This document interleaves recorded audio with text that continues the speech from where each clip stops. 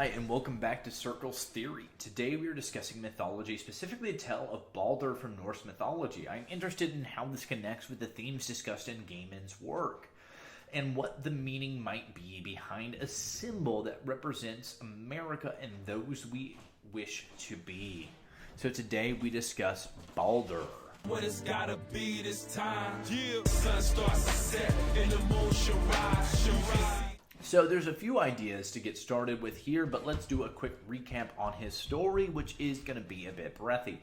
Baldur is an interesting character. He is a god that is loved amongst the rest. They all adore him. He's considered one of the most beautiful, but one day he starts to have dreams. They are dark premonitions, and he is not sure what they mean. His mother, Frigga, asks the other gods what they think. Overall, everyone seems nervous because they care so much about him. Ultimately, they ask Odin what the dream means. He is unsure and starts a quest to the underworld to find out. There he meets a dead seer, someone he can connect with and ask the meaning of these dreams. What he ultimately finds out is that Baldur will soon die. He gets a premonition about the future. When Odin goes back, he lets everyone know Frigg is desperate to save her son. She goes through every living being in existence and asks them to spare her son. She gets a commitment from almost all of them, making Baldur invincible. There is nothing that can kill him. But ultimately she connects with Loki, who is curious to discover a weakness. When he asks Frigg, what he discovers is that she forgot to discuss this with the mistletoe because she considered it so small, weak, and innocent that it would never harm her son in any way. During a party, Baldur tells everyone to test his powers. They destroy him with everything they can. Ultimately, Loki is interested, and he convinces Baldur's unknown twin brother to attack him with a weapon spiked with mistletoe. Frigg Ultimately, he dies, it strikes Baldur, and he falls. Frigg then asks everyone to travel the land and offer Hel, the death goddess, a ransom for her son's release. One of the sons of Odin agrees to go on this journey and go and travel to the throne of Hel.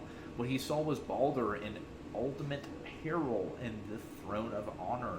He tries to convince Hel to let Baldur go, and she refuses, despite the mourning of everyone for her death.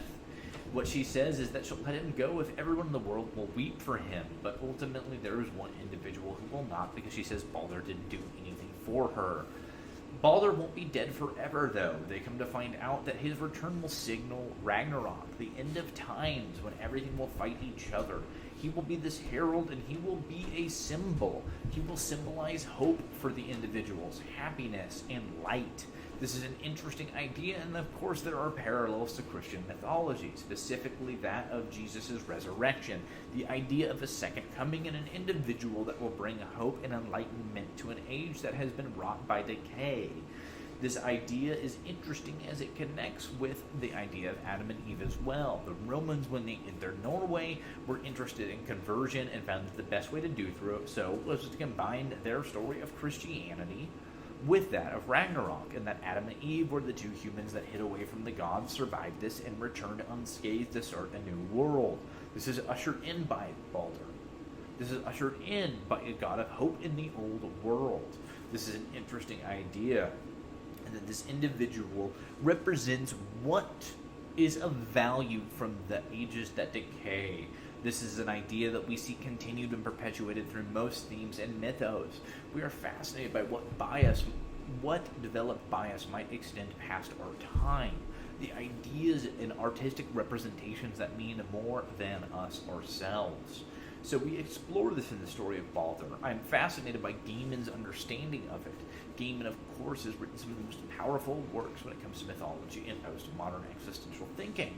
He explores this in his work American Gods, in which he discusses a character, Shadow, who is a clear corollary to the story of Baldur and goes through it the same way.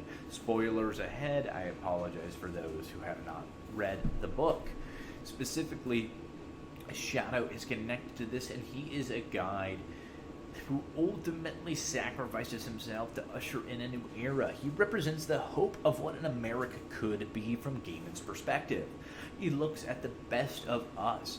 And in this character, I am fascinated by his qualities and what Gaiman sees as the best and most hopeful parts of our society that might extend past our death, whatever that might be. This grit, the willingness to work despite adversity, the courage to try something new beyond us, the ability to pick ourselves up after total destruction. These are the values that Gaiman sees. He sees a man who is willing to accept the old world and sacrifice to him if it means protecting what he loves. For those who have not read it, Gaiman's work, American Gods, I highly suggest it.